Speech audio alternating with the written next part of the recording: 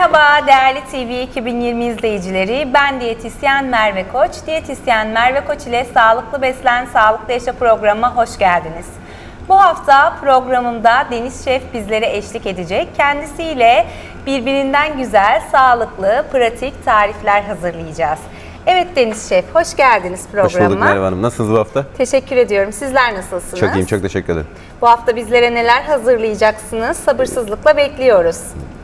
Bu hafta çok pratik, şipşak, işte kahvaltı tarifleri, sinek atıştırmalıklar, sağlıklı, hafif tarifler hazırlamaya çalıştım. Gördüğünüz üzere zaten çeşit çeşit rengarenk oldu. Evet, ürün çeşitliliğimiz gerçekten her besin grubundan da oldukça fazlasıyla var. Evet, evet. Başlayalım isterseniz. Tabii ki. Ekmek üstü lezzetler planladım. Evet. Tapas diye de geçer. 9 çeşit yapacağız. Dediğiniz gibi her besin grubundan olacak. Evet. Hem fikir olması için izleyicilerinize. O zaman sağlıklı atıştırmalık olarak değerlendirebiliriz. Tabii ki. Şef. Çok sağlıklı olacak, çok da lezzetli olacak. Pratik 5 dakikada hemen herkesin evinde yapabileceği. Kimlere hitap edecek peki bu hazırladığımız ürünler Deniz Şef? Acıkan herkese. Çünkü çok pratik. Herkesin evinde yaptığı, bu son dönemde de popüler olan yemekler. Şipşak hazırlaması çok kısa sürdüğü için, gerekli malzemeler olduğu zaman o yüzden herkese hitap edeceğini düşünüyorum. Tuna balığı kullanıyoruz şu anda. Evet. Bunu ton balığıyla da yapabilirsiniz. Ben orijinal tuna balığı getirdim yanımda. Evet. Konserve ton balığıyla da olacaktır. İlk tapas çeşidimiz tuna balığıyla olacak. Bir başlangıç olarak da değerlendirebilir miyiz peki Deniz Tabii ki değerlendirilebilir. Tek parça olduğu zaman esasında soğuk başlangıç için çok uygun olacak, evet. Evet. 2-3 parça olduğu zaman ana yemek yerine de geçebilir belki. Vasa ekmeğini değerlendirdiniz. Farklı ekmek çeşitleri olarak da tam buğday, kepekli, çavdar ve ekşi mayalı ekmekleri de tercih edebilirsiniz değerli izleyicilerimiz. Dediğiniz gibi ben bu bölümde vasa getirdim. Hem üzerinde çalışması çok kolay, çok keyifli. Standart bir boyu var. Vasa ekmeği de lif oranı yüksek ve bu sebeple de tok tutucu özelliğinin olması sebebiyle de sağlıklı bir alternatif olarak da değerlendirebilirsiniz. Üzerine sos mu eklediniz? Üzerine sriracha acı sos ekledim. Tarifte tamamen kullandıklarımız vasa ekmeği, slice tuna balığı, ben orijinal kullandığım konserve de olabilir, siyah susam, kırmızı soğan dilimleri ve sriracha acı sos. Ton balığıyla, tuna balığıyla çok yakıştığını düşünüyorum acı sosun. O yüzden ben acı sos da ekledim. Şu anda hazırladınız. Tabii. İkinci tarifimiz karides ve avokado püresiyle yapacağız. Peki pişiriyor muyuz? Bunlardan da bahseder misiniz? Tuna balığını yemeden hemen önce keserseniz, bütün balıkları, sadece tuna balığını değil, bunu levrekle de yapabilirsiniz, bir problem olmayacaktır. Dışını 60 dereceyi geçecek herhangi bir tavada dışını çok hafif pişirirseniz bütün bakteriler ölecektir. Ben çok taze bir balık kullandığım için hiç pişirmedim. Tamamı da pişirilebilir bu arada. Çok güzel bir noktaya değindiniz. Evet. Birazcık avokado püresi koyacağım vasamın üzerine. Şöyle kameradan da görünsün. Avokado püresi mi eklediniz? Tabii ki. Bunu makineden çektim. Peki içerisinde farklı bir... Çok hafif zeytinyağı olabilir. Karideslerimi üzerine ekleyeceğim. Avokado püreli ve karidesli olarak bugün bol bol avokado kullanacağız. Biliyorum siz avokadoya bayılıyorsunuz. Evet, siz de çok seviyorsunuz Deniz Şef. Şimdi birazcık dereotu. Avokadolu kaselerde hazırlamıştık sizinle birlikte. İlerleyen bölümlerde yine yapacağız umarım. Bugün yeşillikler, bakliyatlar, deniz mahsulleri, işte kırmızı etler. Besin çeşitliliği de oldukça fazla olacak. Çok fazla olacak, evet. Her şeyi kullanacağız. 9 çeşit çünkü. Dereotu, birazcık kabak çekirdeği koymak istiyorum ben buna. Evet, kabak çekirdeği de magnezyum açısından da oldukça yüksek. Bağırsakların çalışmasına da yardımcı bir etken. İkinci tapasımız. Evet. Ekmek üstü lezzetimiz, karidesli. Yani hemen hazırlanacak ürünler Deniz Şef. Gördüğünüz gibi iki dilimi yapmak, eğer hazırlığınız varsa 2 dakika bile sürmüyor. Kesinlikle. Çok yakında restoranlarda falan da bunları insanların yiyebileceğine inanıyorum. Evet, sağlıklı atıştırmalık kafelerde de belki böyle tarifleri bulacağız sıklıkla. Tabii ki. Çok pratik, çok besleyici. Üçüncü tarifimizde Evet. somon ve narenciye kullanacağım. Biraz da meyve, gene nar kullanmak istedim. Renginden ve tadından dolayı en sevdiğim meyvelerden biridir nar benim. Evet, Besleyici tarafı hakkında ne düşünüyorsunuz? Özellikle antioksidan kaynağı, kış mevsiminin de vazgeçilmezi, bağışıklık güçlendirici açısından da salatalarımızdan meyve olarak da değerlendirebiliriz. Ama ben salatalara da çok yakıştırıyorum narı. Her şey çok yakışıyor. Kırmızı ete de çok yakışıyor. Gastronomik açıdan bir mucize. Şu anda krem peynir mi Mezelere. kullanıyorsunuz? Evet, labne peyniri kullanacağım biraz. Evet. Somonla çok yakışıyor çünkü Philadelphia kullanıyorum ben. Yağsız olanları tercih edebiliriz. Daha sağlıklı olacağını düşünüyorum. Hem kaloriyi de düşürtmüş oluyoruz. Tabii ki çok iyi olacaktır. Somonla birlikte hazırlıyorsunuz. Füme somon kullanacağım, evet. Evet. En sağlıklı pişirme yöntemidir. Çok da lezzetli oluyor. Çok seviliyor somonda. Artık son yıllarda gerçekten popülerliği iyice artmış durumda. Kahvaltılarda tüketiliyor, ara öğünlerde bu tarz ekmekler üzerinde tüketiliyor, salataların üzerinde, yemeklerde artık birçok tarifte bulabiliyoruz somonu. İnsanların erişimi de kolaylaştı, evet. Daha Evet. Artık market zincirlerinde bile bulabiliyoruz, Kesinlikle. evet.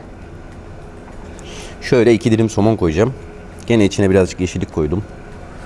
Dereotu bu tarz tariflerde acayip bir aroma katıyor. Miktarı çok küçük de olsa. Dereotu, roka, evet.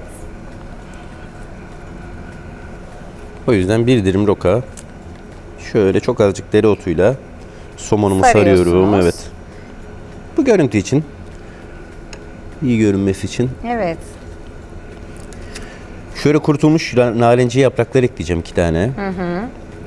Başlarına. Hem de portakal aromasını verecek mi? Verecek. Deniz Şef? Çok ekşi. Evet. Zaten o insanların klasikleşmiş işte somonla portakal uyumunu da Evet. yakalamış olacağız. Çok Ben hafif fırında de da çok seviyorum. Somon ve portakalı pişirilmiş bir şekilde üzerine portakal dilimleriyle pişirerek tüketmeyi de çok o seviyorum. çok derin bir narenciye notası verir. Evet. Çok doğru bir noktaya temas ettiniz, evet. Yani bununla yakalayacağınız o bileşik tatlı oradaki çok başka olacaktır. Daha baskın olacak. Daha baskın, Evet. çok daha içine işlemiş, çok daha derinden gelen bir yorum olacaktır. Ama işte o da 2 dakika sürmeyecektir bunun gibi. Evet. Hepsinin tatlarına bakalım Deniz Şef. Tabii Bakalım ki. en çok hangisi hitap edecek bize? Bu çok güzel göründü. Evet, gerçekten Somon. portakal da çok yakıştı. Somonla birlikte uyumu görsellik açısından da harika oldu. Evet. 3. tarifimizi de yaptık. Evet. Dana bacon, pastırma veya da füme, herhangi bir tavuk eti de olabilir, hindi de olabilir. Bu tarif füme et sevenler için. Evet. Ben bu tarifimde pastırma kullanacağım. Çok severim. Gene birazcık light labne peynir kullanacağım. Evet, labne ile. Aslında peynir dilimleri de ekleyebiliriz Tabii ki, üzerine. dilediğiniz peyniri. Lor peyniri ekleyebiliriz. Light beyaz peynir kullanabiliriz.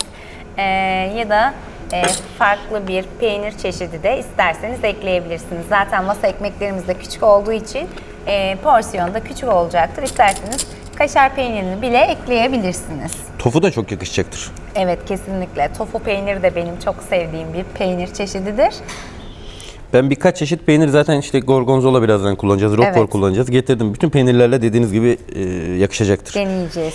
Şimdi labne peynirle fesleğenin bir uyumu var. Kesinlikle. Onu vurgulamak için biraz burada da füme etimizin içine bir parça fesleğen koyuyorum.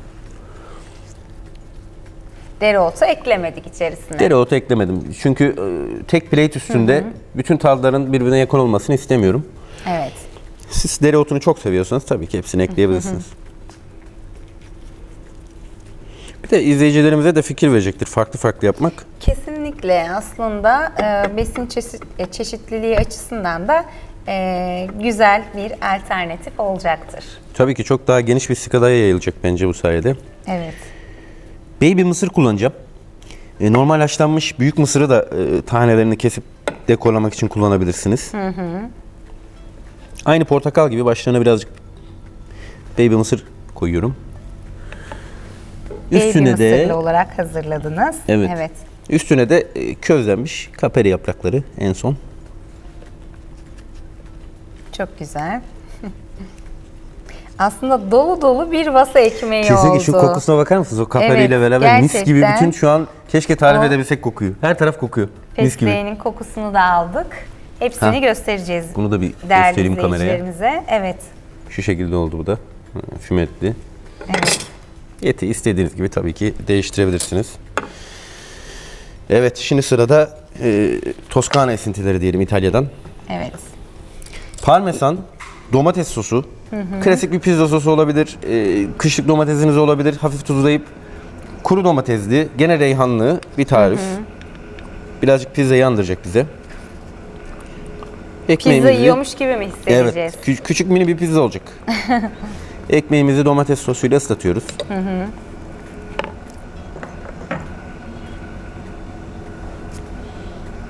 Parmesan peyniriyle hazırlayacaksınız. Evet. Parmesan peyniri, kuru domates, reyhan, domates sosu.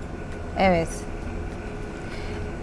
Deniz Şef, peki bu tarifler kalıplaşmış aperatifler mi? Yoksa sizin böyle düşünerek damak zevkine uyumlu bir şekilde hazırladığınız tarifler mi? Merak ettim şu an siz hazırlarken. Acayip güzel bir soru sordunuz bu arada, Evet. Merve Hanım. Bunu merak edip de soracak çok tanıdığım yok benim. Teşekkürler.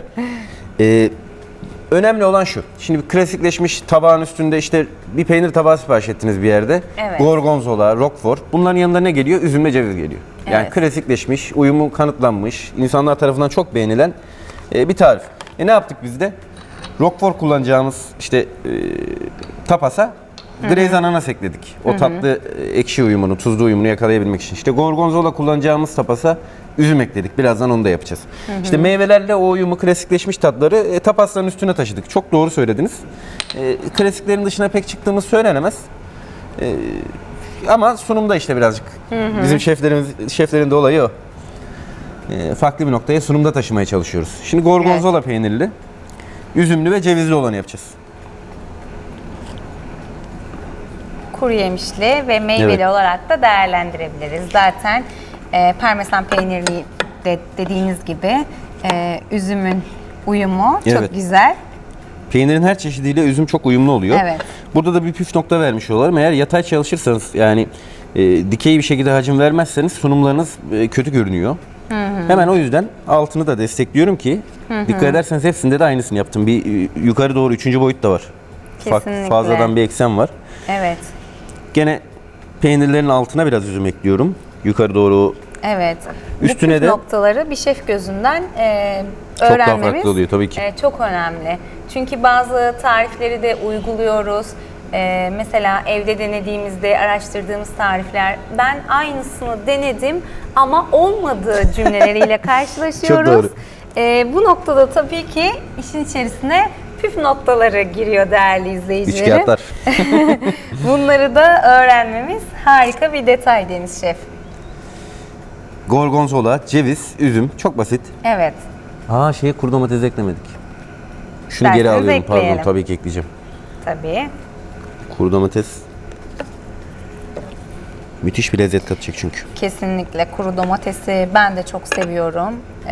Salatalarda, kahvaltıda zeytinyağı ile birlikte tüketmek de harika oluyor.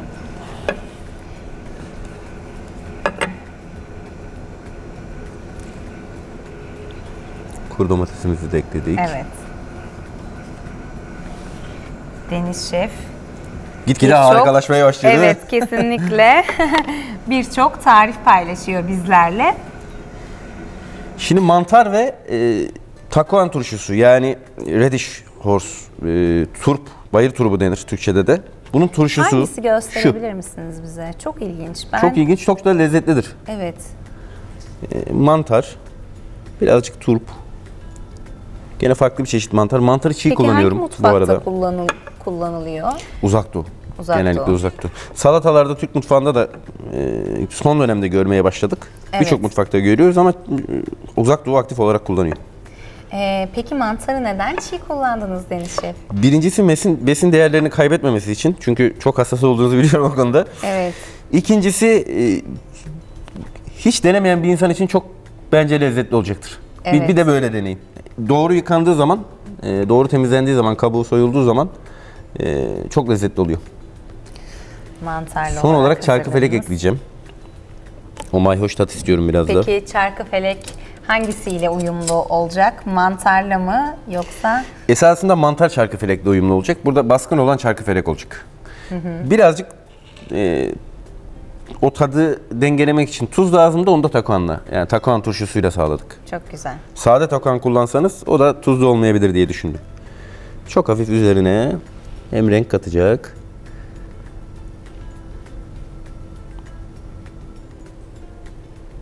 Evet. Son dokunuşları yapıyor Deniz Şef.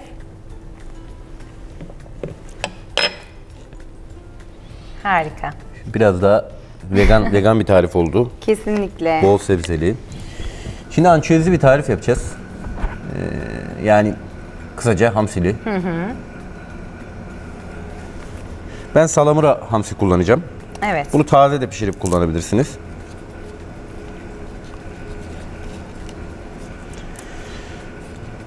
Taze olarak da pişirebiliriz. Tabii ki. Roka, salamura sade ama şey değil. Herhangi bir aroması veya tuzu yok, Baharat, sosu yok. işlenmiş değil. Sade salamura hamsi. Güzelce diziyorum ançüezlerimi rokanın üzerine. Rokadan Evet. bir yatak yaptım.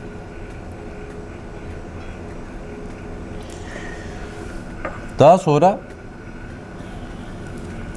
kapari, karpuz kapari getirdim yanımda. İşte hamsiyi sade kullanmamın sebebi bu, ançüezi. Kapari tuzlu olacağı için çok da fazla tuzu olmamış olacak. Kapariye bir sebze diyebiliriz değil mi Deniz Şef? Evet. Ben çok seviyorum. Ben de çok O seviyorum. Evet, şu kıtırlığı, görüntü acayip de aroması. güzel görünüyor. Evet. Ama iyi dengelemek lazım. Üzerinde dikkatli çalışmak lazım. Çünkü çok başka bir noktaya götürebiliyor. Çok baskın olabiliyor. O yüzden yanına koyduğunuz şeyler mesela... O zaman tada zarar vermiş de olabiliyoruz. Doğru tabii ki. kullanılmadığı Yani çok- takdirde. Evet. Yani tabakta bir denge olması lazım. Şimdi rokanın acılığı olacak. Evet. Hamsi sade. Evet. Bunu ançez olarak çok tuzlu bir şey koysaydım kapari ile beraber çok baskın olacaktı. Biraz daha dengelemesi için ben capricciosa enginar da koyacağım biraz. Enginar da kalbi. benim çok sevdiğim sebzelerden Evet. birisi. Bir antioksidan deposu, karaciğer dostu, beslenmemizde eksik etmememiz gereken bir sebze değerli izleyicilerimiz. Yine mümkün olduğu kadar çok yatay olduğu için bunu da dik çalışmaya gayret göstereceğim ki bir boyut katalım. Bakalım sonunda ne olacak. Hayal ettiğim gibi olursa çok güzel görünecek gene.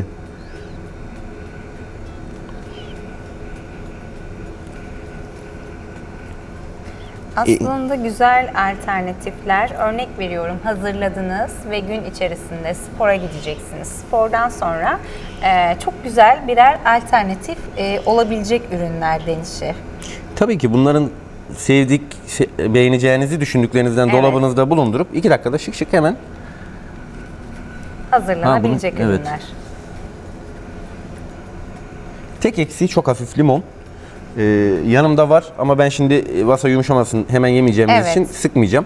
Çünkü vasa gevrekleri de kıtır olduğu için herhangi bir limon, zeytinyağı üzerine direkt temasla yumuşayacak bir ekmek olarak değerlendirebiliriz. Limonla beraber de Evet. o denge iyice oturacak. Kaparinin o tuzlusu, işte rokanın acısı, limonun ekşisi. Evet.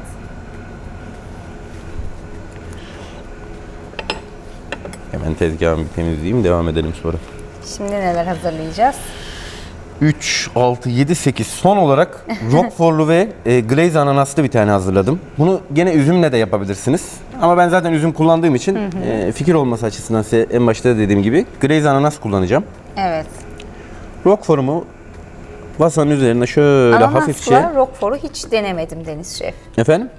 Ananasla Roquefort'u hiç denemedim. Yani Üzümle o- aynı etkiyi yapacaktır. Kesinlikle aynı etkiyi yapacaktır. Çünkü çok benzer tatlar. Hafif ekşisi var üzümden farklı olarak. Ben çok yakışacağını düşünüyorum. Bir de Roquefort'un yanına Roquefort kadar yoğun bir şey koymak lazım ki bir dengeye otursun. Kesinlikle. Çok yoğun bir peynir. Roquefort peyniri peki hangi mutfaklarda kullanılıyor? Aslında bizim kültürümüzde çok tercih edilen bir peynir türü değil. Değil, evet. Ön yargımız da var aslında küflü bir peynir Evet. olması sebebiyle. Bizi bu noktada aydınlatır mısınız Deniz Şef?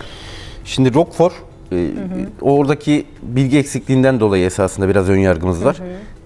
Aroması da çok Türk damak tadına uygun değil. Ama işte İtalyan mutfağında, Fransız mutfağında yoğun olarak kullanılıyor. Et soslarında kullanılıyor. Yani kremayla Roquefort'u açıp sos olarak kullanılıyor gastronominin bazı işte alanlarında, steakhouse'lar gibi. Çok yoğun bir kullanım alanı var. Doğru kullanılırsa hiçbir problem olmayacaktır. Lezzet katacaktır. Başka hiçbir şey yapmaz. Ama yani o klasik Türk kültüründe o peynirle Evet. zeytin yemek gibi de bir beklentiyle bunu yerseniz o olmuyor. Evet. Şimdi ananas ekledim. Başka neler ekleyeceksiniz merak ediyorum. Eklemeden önce glaze yapmayı unuttuk ananasımızı. Hemen bir çok hafif o yanık aromayı da istiyorum.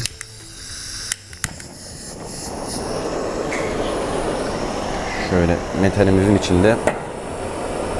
Öbür stüdyoyu biliyorsunuz akıbetini. Yakmışsınız. Burada da Evet, şimdi ikinci Deniz Şef. stüdyomuzu da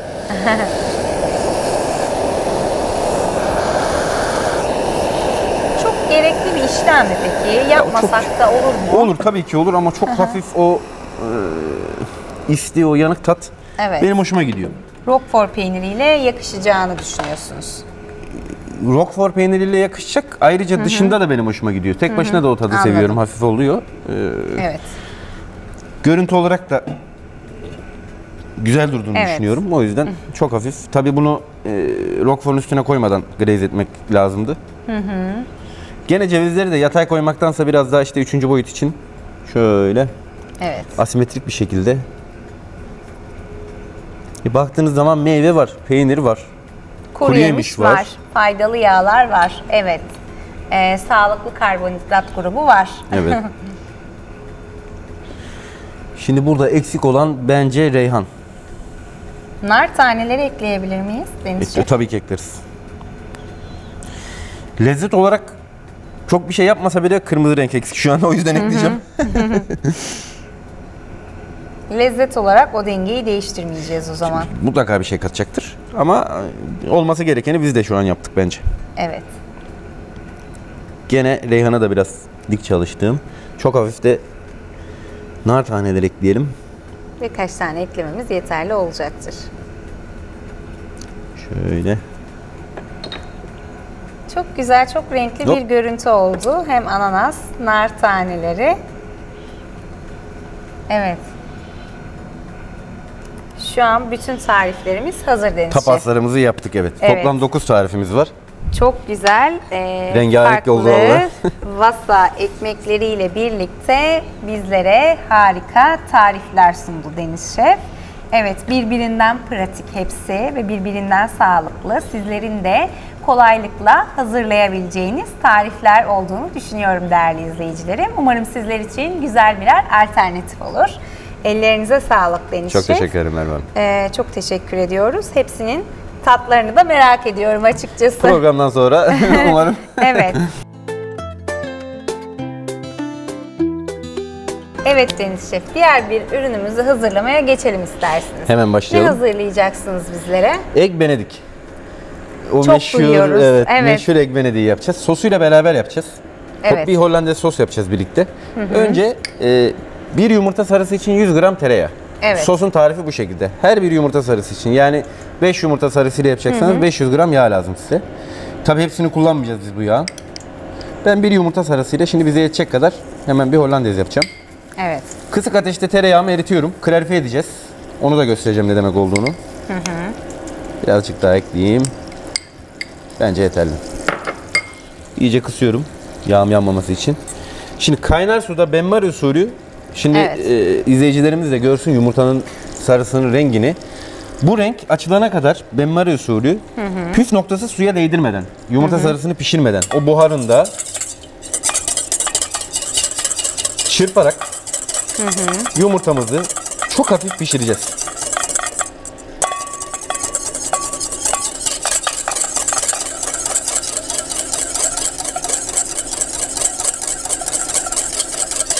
Birazdan köpürüp rengi de açılmaya başlayacak yumurtanın. Evet. O noktada anlayacağız ki sosumuz hazır. Yani yumurtamız hazır sos için.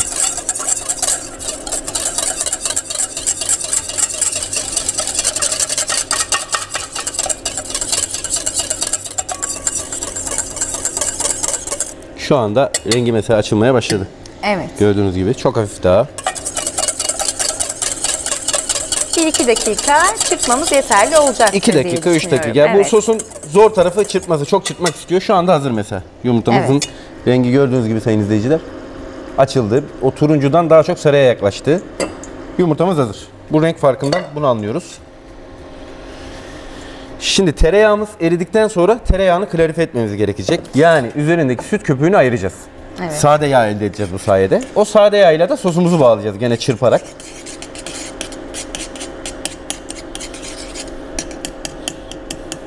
Şimdi gördüğünüz gibi üzerinde birazcık süt köpüğü birikti. Bunları ben ayıracağım. Bu arada yağımız da hazır tamam eridikten sonra. Çok hafif taşma noktasına gelen yağı hemen altını kapatıyoruz. Evet. Sıcak yağ soğuk yumurtanın yani hafif pişirdiğimiz yumurtanın üzerine sicim gibi adeta akıtarak bir yandan da çırparak hem bağlayacağız. Tabiri caizse mayonez gibi yapanlar bilir. Sürekli çırparak sosumuzu hazırlayacağız. Ben de aşama aşama teknikleri öğreniyorum Tabii Deniz ki. Şef. Fransızların temel soslarından biridir bu arada. Tarihçesinden de bahsedelim. La Russa Gastronomica'da bahsedilen yani Fransız otoritelerince kabul görmüş 5 temel sostan biridir. Üstündeki süt köpüğünü ayırdım gördüğünüz gibi tereyağımın üzerinden. Evet. Peki Şimdi- farklı ürünlerle de kullanabilir miyiz bu sosu? Tabii ki kullanabilirsiniz. Mesela bu sosun birkaç mesela tarhun eklerseniz üzerine Bernes sos oluyor. Et ve balıklarla çok kullanılan bir sos. İşte bu temel sos Hollandaise. Üzerine bir şeyler ekleyerek 20'ye yakın sos çıkartabiliyorsunuz bundan. Temel sos denmesindeki amaç o. Bu eklenmemiş hali. Anladım. Klasik tarif Egg Benedict için budur. Hollandaise'dir. Egg Benedict'i de başka bir sosla da yapabilirsiniz bu arada. Mesela hangi soslarla yapabiliriz Deniz Şef? Düşünmemiştim. Çok güzel bir soru oldu Merve Hanım. Acı sosla yakışacağını düşünüyorum. Tabasco ile çok yakışacağını düşünüyorum. Ben mesela Tabasco'ya bayılırım. Yardım etmek ister misiniz Merve Hanım? Tabii ben de Çok hafif damlatın hadi. Veya da siz çırpın o zaman. ben çırpayım Deniz Şef. Evet. Evet. Ben de sicim gibi damlatayım size. Hızlı çırpmam gerekiyorsa Evet, hızlı çırpmanız gerekiyor. Yumurta sarısının pişmemesi gerekiyor tereyağının sıcaklığında. biraz daha hızlı çırpmam gerekiyorsa Deniz Şef. Buradan sonrasını ben alayım. Zaten sosumuz hazır oldu. Çok Evet. teşekkür ederim. Elinize sağlık. Benim için de güzel bir deneyim oldu. Elinize sağlık. Katkım olmuş oldu Deniz Şef. O mis gibi tereyağı ve yumurtanın kokusunu alıyorsunuz. Kesinlikle. Çok hafif koyacağız zaten üstüne. Doğru miktarda eklediğiniz zaman zaten bağlanmaya başlıyor. Hemen anlıyorsunuz. Sosunuz hazır oluyor. Şu anda bizim sosumuz hazır. Hadi Egg Benedict'e geçelim artık. Hemen geçelim. English muffin. Gene wasa olabilir. İşte tam buğday, artık çavdar ekmeği, sizin daha uzman olduğunuz hangisi besleyici olacaksa. Ama özelliği bu diyorsun. Normali English muffin oluyor.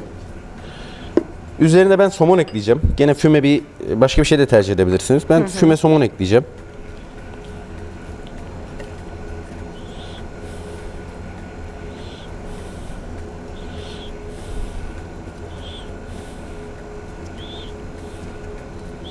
Şöyle 2 dilim füme somon. Evet. Gene Egg Benedict'in klasiği poşe yumurta. Suda haşlanmış. Poşe yumurta ekliyorum üzerine. En son çok hafif üstüne birazcık Hollandaise sosundan. Sosumuzu ekliyoruz üzerine. Tabii ki üzerine birazcık Hollandaise sosla beraber artık Egg Benedict'im hazır. Hazır olanların içine kaldıralım. Harika. Üzerine birazcık frenk soğanı, birazcık karabiber gibi bir şey ekleyerek tatlandırabilirsiniz. Dekorlanabilir. Tabii ki. Hollandaise'in içine birazcık tuz da ekleyebilirsiniz. Gördüğünüz gibi sos esasında tarifini verirken işte tereyağı, yumurta sarısı birazcık ağır gibi görünüyor ama çok azıcık koydum üstüne. Evet, çok az miktarda eklediniz. Tat verecek kadar. Evet, birazcık o aromayı hissetmemiz yeterli olacaktır diye Tabii düşünüyorum. ki çok lezzetli oluyor. Evet Deniz Şef, avokadolu tostumuzu hazırlamaya geçelim isterseniz. Tabii ki. Tam buğday ekmeği kullanıyorum. Evet. Ekşi mayalı. Önce tam buğday ekmeğimi birazcık tost makinesinde de olabilir, tavada da yapabilirsiniz. Isıtacağım. Tost denmesinin de sebebi bu. Çok hafif kızartacağım. Evet. Avokado tost smash avokado ile yapılır. Yani sadece ezilmiş limonlu ve hafif zeytinyağlı bir avokadonun üzerine poşe veya normal yumurta koyarak yapılır. Birazcık yeşillik de kullanacağız biz bugün. Evet. Çok sağlıklı. Son dönemde birçok mekanın Kesinlikle menüsünde oldukça popülerleşti ve menülerle de görüyoruz sıklıkla.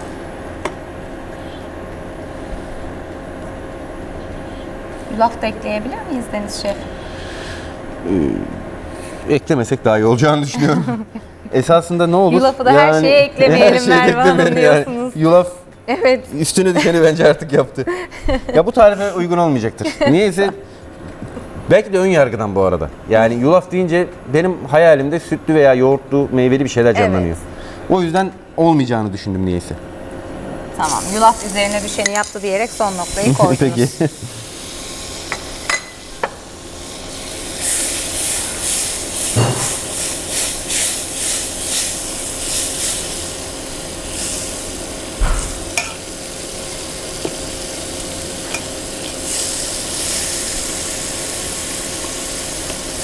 Yağımızı erittik, tereyağımızı.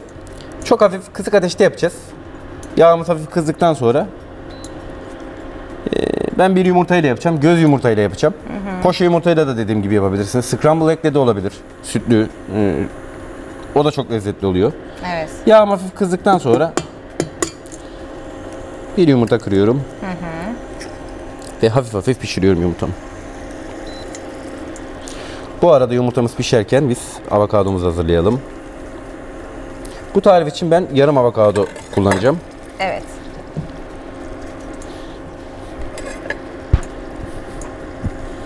Avokadoyu limon zeytinyağıyla karıştırıp püre halinde de yapılan varyasyonları var.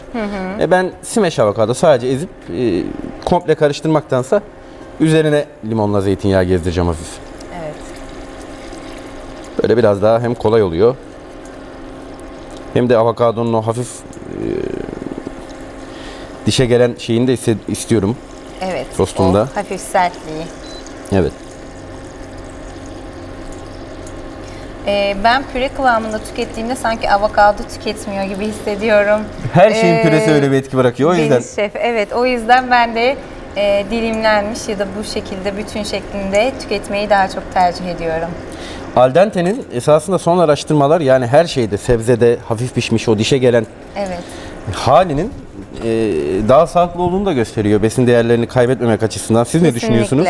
Kesinlikle. Çok çatal, bıçak değmeden tüketilen besinlerde vitamin, mineral kayıplarının olmaması açısından da tüketmek çok önemli. Şöyle hafif eziyorum avokadomu. Yumurtamız da pişiyor bu arada. Tabii ki yumurtamızda göz yumurtamız çok da güzel pişiyor valla. Evet. Gördüğünüz gibi. Üstü de biraz sarısı da pişsin. Hemen onu da alacağız geri. Kısık ateşte yapıyorum. Ben her zaman kısık ateşte çalışırım. Hem gene besin değerlerini korumak için hem de daha lezzetli oluyor kısık ateş çalışınca. Evet. Bu da bir püf nokta olsun. Smash avokadomuzu ekmeğimizin üzerine koydum.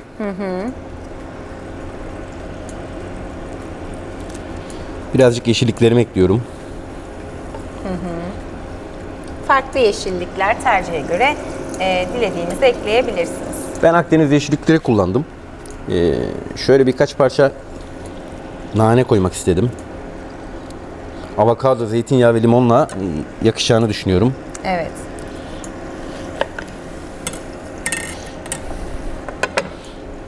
Limonumuzu sıkıyoruz. Üzerine C vitaminimizi de ekliyoruz. Limon.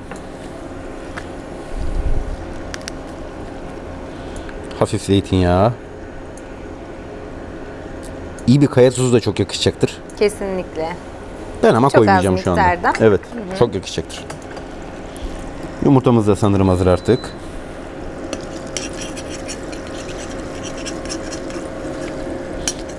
Sarısını patlatmadan bunu buradan alabilirsek avokado tostumuz da başarıyla tamamlanacak ve çok güzel görünecek. Üzerine ekliyoruz. Şöyle yapalım.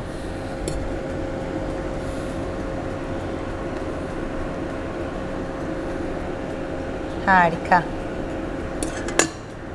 Sarısı da birazcık sulu kaldı. Çok severim. Evet, kesinlikle bu kıvamı ben de çok seviyorum. Harika görünüyor Deniz Şef. Ellerinize sağlık. Avokado tostumuz da hazır. Çok güzel alternatifler hazırladınız. Hepsi harika görünüyor. Diğer bir ürünümüzü de hazırladıktan sonra gösterelim değerli izleyicilerimize. Bunu birazcık hem kahvaltı hem sinek atıştırmalık avokado tost. Evet. Spordan sonra dediğiniz gibi. Bir antrenman sonrasında ya da öncesinde de tercih edebilirsiniz. Bir ara öğün olarak da tüketilebilir. Ve sabah kahvaltıda özellikle güzel bir alternatif olacaktır. Hem protein kaynağı hem avokadoda bulunan faydalı yağlar hem de sağlıklı karbonhidratla birlikte tam anlamıyla dengeli bir aslında öğün için alternatif de olmuş olacak bize avokadolu tost değerli izleyicilerimiz. Evet, diğer bir ürünümüzü hazırlamaya geçelim Deniz Şef. Şimdi benim bütün hazırladığımız ürünlerin içinde en beğendiğim, çünkü içinde bütün yeşillik çeşitleri var, yumurta var, çok hafif tereyağında kısık ateşte gene pişireceğiz ve acayip lezzetli oluyor. İnanılmayacak kadar, yani ondan onu beklemezsiniz. İsmi Bodrum Tost. Dilediğiniz yeşilliği koyabiliyorsunuz. Hemen örnek olarak göstereyim. Birazcık nane, bolca maydanoz. Bu arada çok fazla yeşillik de kaldırıyor. Yani çok fazlaymış gibi geliyor. Ama yumurtanın içine koyduğunuz zaman eriyor, gidiyor. Evet. Çok da lezzetli oluyor. Birazcık fesleğen, birazcık roka. Yani hepsini topladığınız zaman aşağı yukarı bir demet kadar yeşillik var. Evet. Bunda başka bir şey de yiyemiyorsunuz zaten, bu kadar yeşilliği. Çok az şeyle yakışıyor. Şimdi bunları iri parçalar halinde kırıyorum. Kesiyorum, pardon. Evet. Elle de kırabilirsiniz bu arada. Kırma salataya gitti aklım. Evet. Şöyle iri parçalar halinde kesiyorum. Bol limonla birlikte çok da güzel olabilir, tüketilebilir hale gelecektir. Tabii ki. Tabii ki olabilir. Şimdi yağımı hafif ısıtacağım ki yumurtayı koymaya hazır vaziyete gelsin. Gene kısık ateş çalışacağım ben. Tıngır tıngır tıngır tıngır hafif hafif pişireceğiz hemen. 2 yumurtayla yapacağım bu tarifi. Evet. Çok fazla tuz kullanmamaya gayret gösteriyorum ama gene iyi bir kaya tuzu buna eklenebilecektir. Yumurtamızın çırpılmış olması lazım.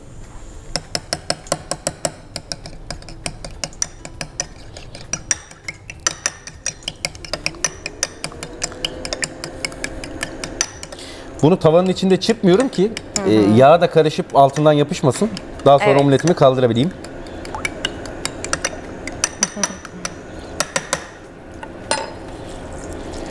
Yumurtayı döktükten sonra üzerine yeşilliği bırakıyorum.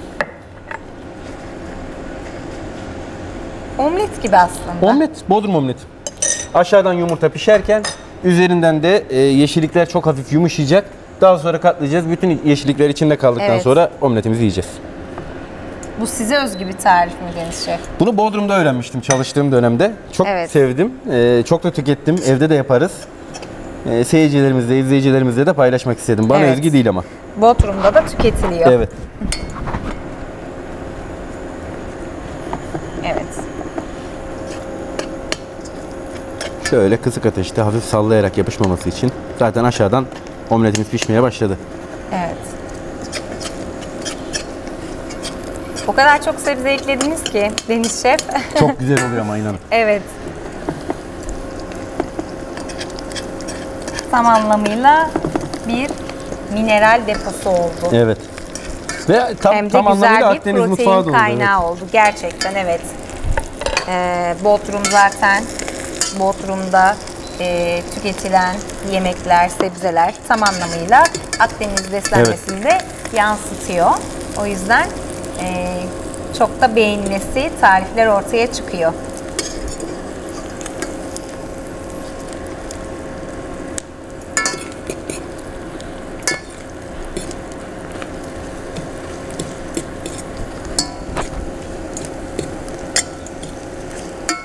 baharat da ekleyebilirdik içerisine. Tabii ki. Çok hafif kaya tuzu.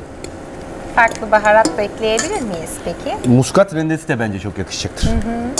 Çok farklı bir alternatif Yakışacaktır. aslında. Karabiber yakışacaktır. Ben biraz daha baharatsız seviyorum açıkçası. Yani yeşilliğin tadını almak Sade. istiyorum. O uyumu Evet.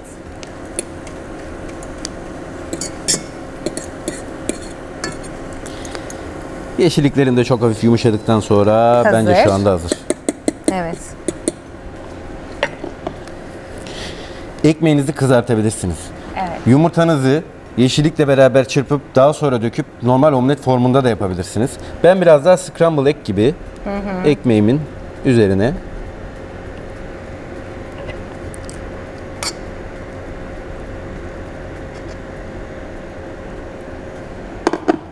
ve son ekmek üstü lezzetimiz.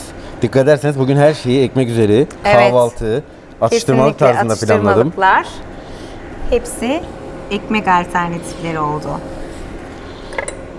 Evet, o kadar fazla Çok ürün fazla hazırladık hazırladınız bugün, ki evet. Deniz Şef, elinize, emeğinize sağlık. Ben teşekkür ederim. Birlikte gösterelim mi izleyicilerimize Tabii ki. hazırlamış olduğumuz ürünleri? Evet, artık şunu şöyle alsak. Tabii ki. Evet, değerli izleyicilerimiz, Deniz Şef bizlere birbirinden güzel hem sağlıklı aperatifler hem de bize kahvaltıda protein kaynağı olarak güzel tarifler hazırladı. Özel soslu et benedik hazırladı. Umarım sizler için güzel tarifler olmuştur. Deniz Şef, elinize emeğinize sağlık. Çok teşekkür ederim Hepsi Merve. birbirinden güzel görünüyor. teşekkür Harika. Özellikle bu atıştırmalıkları gerçekten merak ediyorum. Tatlarına bakacağım hemen. Umarım izleyicilerimiz de beğenirler. Kesinlikle çok beğeneceğini düşünüyorum ben de. Ellerinize, emeklerinize sağlık. Çok teşekkür ederim davet ettiğiniz için. Onur duydum sizlere yemek Ben de hazırlamaktan. katıldığınız için gerçekten çok teşekkür ediyorum ve çok keyifli, benim de bilgiler öğrendiğim bir program oldu açıkçası. Çok teşekkür ederim Deniz Merve Şef. Hanım, sağ ol. Evet değerli izleyicilerimiz, çok keyifli bir program geçirdik. Başka programlarda başka bilgilerle ve başka tariflerle görüşmek dileğiyle, sağlıcakla kalın.